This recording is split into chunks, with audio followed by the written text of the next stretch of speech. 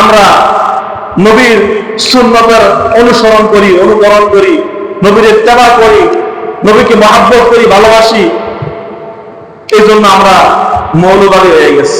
এমনকি আমরা বলে মৌলবাদী। একজনে কয় বাংলাদেশে যেন মৌলবাদের মাথা চালাতে উঠতে না পারে, সাবধান।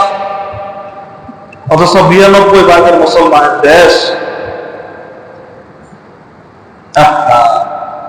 কেমন আশিক হইলা? নবীরে মহাব্বত করি, নবীরে মহাব্বত করে দাড়ি রাখছি, নবীরে মহাব্বত করে জামা গায়ে দিছি, নবীরে মহাব্বত করে টুপি মাথায় দিছি, অথচ আমাদেরকে বলে মৌলবাদী। আমরা মৌলবাদী, আমরা মৌলবাদী। মৌলবাদী মানে কি? যারা মূল আঁকড়াইয়ে ধরে তাদেরকে বলে মৌলবাদী। আমরা মৌলবাদী। এটা মুসলমানের দেশ, এটা মৌলবাদীদের দেশ।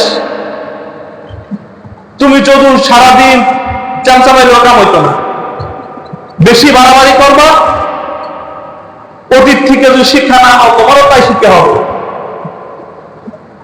মৌলবাদী মাথা ছাড়া দিয়ে উঠতেছে। আর এটা তো মুসলমানের দেশ, এটা মসজিদের দেশ, এটা মাদ্রাসার দেশ, এটা হাফেজ কোরআনের দেশ, এটা আলেমের দেশ। এখানে মৌলবাদী থাকবে, মৌলবাদী আছে, মৌলবাদী থাকবে। হয়তো আপনারা থাকবে, নাহলে আমরা থাকবো। হয়তো নাস্তিক থাকবে, নাহলে মুসলমান থাকবে।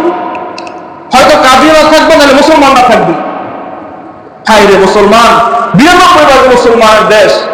অথচ কাদিয়ানিরা 2 দিন পরে পরে মাথা তারা দেয় উঠে, তারা ইস্তেমা করে, মাহফিল করে, এই করে, সেই করে। নবীর দুশ্মনেরা। মুসলমান নবীর আশিক যদি হয়ে থাকো, সবসময় নবীর ইত্তেবা, নবীর অনুসরণ, নবীর অনুকরণ, হকের পক্ষে থাকবা। নবীর বিরুদ্ধে কটূক্তি করবে, তো তার বিরুদ্ধে সঙ্গে সঙ্গে অ্যাকশন শুরু হয়ে যাবে। এটা মুসলমানের দেশ। দল চিন্তা, নেতা চিন্তা, নবীর চিন্তা না। এই আশিক হইয়া কাল কিয়ামতের দিন নবীর সুপারিশ